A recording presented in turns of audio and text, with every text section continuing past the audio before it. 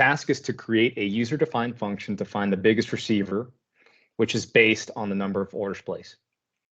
A user-defined function is where we create our own functions that are not within the pre-built functions of SQL Studio.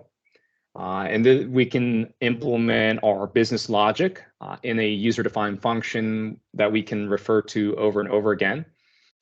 This is very useful in those situations where there is something that you have to look up over and over that's not a pre-built function, and it can save a lot of time instead of having to retype the code each single time.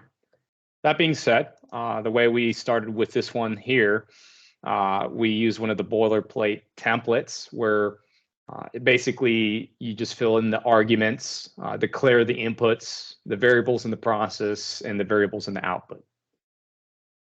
So starting with the return here, where we define what type of data this will return. In this case, this will be a varchar with 100, making sure that we capture the longest name in the database. And we'll scroll down here.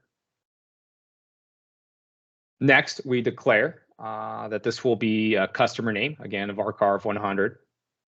The next thing is we go to the statement where we see the query that we pre-built.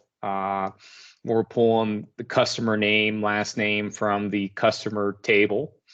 And then we use a subquery to make sure that we get all the necessary information particular to this request.